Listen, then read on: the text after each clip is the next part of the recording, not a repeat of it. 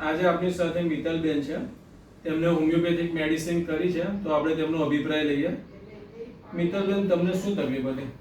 મને 8 વર્ષથી ચક્કર આવે. ચક્કર આવતા? એટલે ઊંઘમાં ચક્કર આવે મને. ને એવું લાગે કે હું હમણાં ઊંઘતી હોય ને તો બી મને એવું લાગે કે હું હમણાં પડી જઈશ. પછી મને એડી દુખતી હતી. એ એડી પણ ખાસા 2 વર્ષથી. 2 વર્ષથી એડી દુખતી. હા.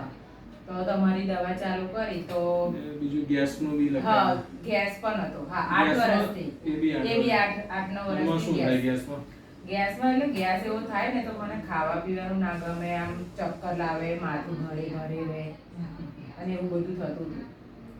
એની માટે અત્યાર સુધી તમે કોઈ બીજી મેડિસિન કે એવું કરેલું છે? આયુર્વેદિક, એલોપેથિક કોઈ? હા, એલોપેથિક કોઈ વાર લેતી હતી. પછી આ જે પતંજલિની હિમાલયની જે આવતી હતી ગેસ એક્સ કરીને બોટલ, એની 10 દવા લેતી હતી હું. એવી ગોળી રેગ્યુલર ચાલતી હતી બધું? હા, એ લેતી હતી હું. રેગ્યુલર? રેગ્યુલર એટલે જ્યારે ગેસ થાય ત્યારે.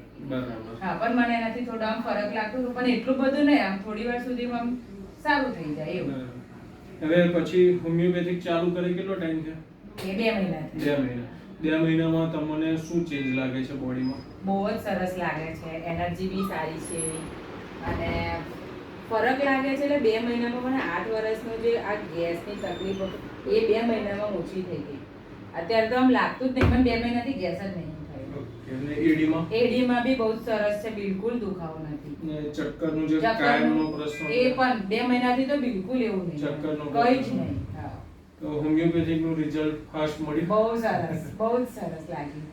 ઠીક છે, તો આ રીતનું ક્રોનિક ડિઝીઝમાં હોમિયોપેથિકનું રિઝલ્ટ હોય છે.